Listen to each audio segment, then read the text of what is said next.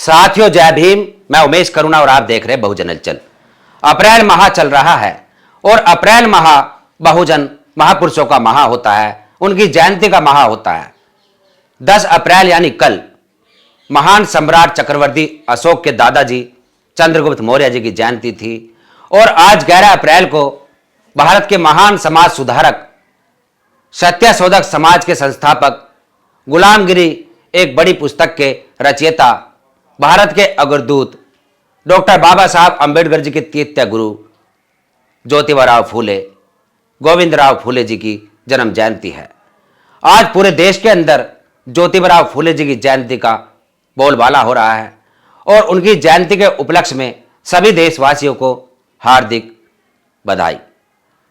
14 अप्रैल को डॉक्टर बाबा साहब अंबेडकर जी की जयंती है, जो कि पूरे देश भर में एक बड़े पर्व के रूप में मनाई जाती है। आज हम बात करेंगे महात्मा ज्योतिबा फूले, जो कि डॉक्टर बाबा साहब अंबेडकर जी के तीर्थ गुरु थे। डॉक्टर बाबा साहब अंबेडकर जी ने 3 गुरु बनाए अपने जीवन में, अपने 3 वैचारिक गुरु, जिसमें कि बुद्ध, कबीरदास और फूले, तीनों ही उनके वैचारिक गुरु थे, जिनकी विचारधारा से डॉक्टर बाबा साहब अंबेडकर जी काफी प्रेरित थे।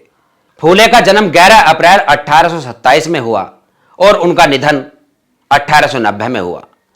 वहीं डॉक्टर बाबा साहब अंबेडकर जी, जो कि 14 अप्रैल 1891 में पैदा हुए, यानी कि फूले के मृत्यु के 1 वर्ष बाद, और डॉक्टर बाबा साहब अंबेडकर जी की मृत्यु के बाद मान्यवर साहब कांशीराम जी पैदा हुए, यानी बुद्ध के बाद कबीर, संत शिरोमणि रविदास जी, गाड़के महाराज, और इसी प्रकार से संतों व महापुरुषों का ये एक कह सकते हैं यात्रा है, जो कि चल रही है, जो कभी नहीं रुक सकती।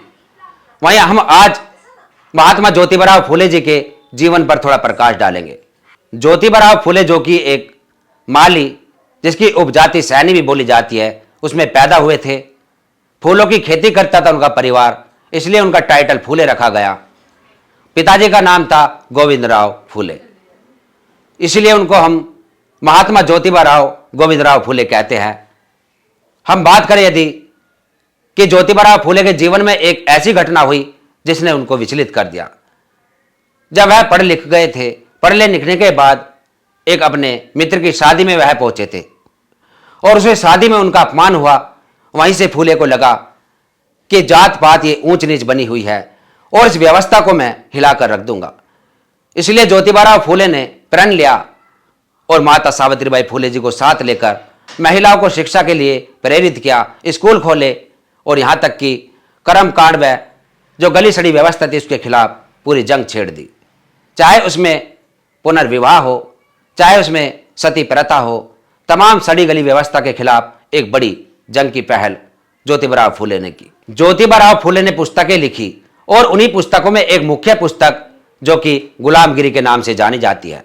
गुलामगिरी, जो कि आज के मनुष्य को, यानी आज के शूद्र को गुलाम होने का एहसास कराती है, उसके अंदर इस बात का वर्णन किया। और धार्मिक जो पुस्तकें हैं, जो धार्मिक ग्रंथ है, उनके ऊपर सीधा प्रहार किया, सवाल खड़े किए धार्मिक ग्रंथों पर। ज्योतिबा फूले को पता चला कि हम शूद्र हैं और यहां पर जो भेदभाव, ये छुआछूत है, ये हमारे अज्ञानता के कारण है। और इसलिए ज्योतिबा फूले ने कहा कि शिक्षा बिना मति गई और मति बिना गति गई, गति बिन वित्त गया, वित्त यानी व्यापार, धन, और उसके बिना हम शूद्र कहलाए। उन्होंने शिक्षा पर प्रकाश डाला। यदि हम शिक्षा ग्रहण कर लेंगे तो सारी समस्या समाप्त हो जाएगी।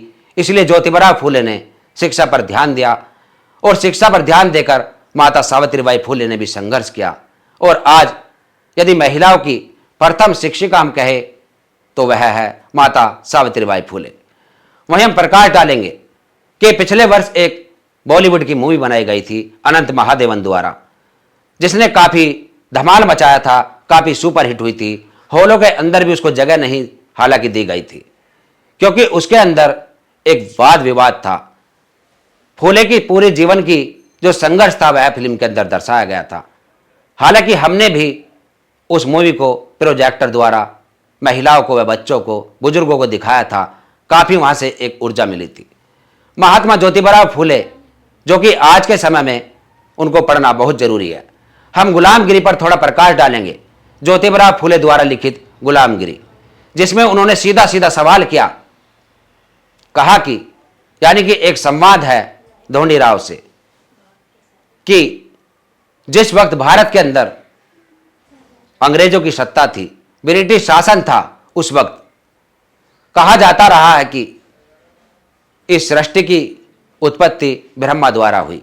सृष्टि रचयिता ब्रह्मा है और ब्रह्मा के मुख से ब्राह्मण पैदा हुआ, भुजाओं से क्षत्रिय है, पेट से वैश्य है और पैरों से शूद्र। तो महात्मा ज्योतिबा फूले ने एक सवाल खड़ा किया कि यदि ब्रह्मा सृष्टि का रचयिता है तो ये अंग्रेज कहां से आए, अंग्रेज कहां से पैदा हुए? जब सृष्टि को ब्रह्मा ने बनाया है, उस सृष्टि के अंदर सभी आ जाते हैं, तो ये अंग्रेज भला कहां से पैदा हुए? इतना बड़ा सवाल खड़ा किया, किसी पर जवाब नहीं बना, सब चकित रह गए। फूले को मारने तक की भी साजिश रची गई, फूले को उसके परिवार से निकाल दिया गया।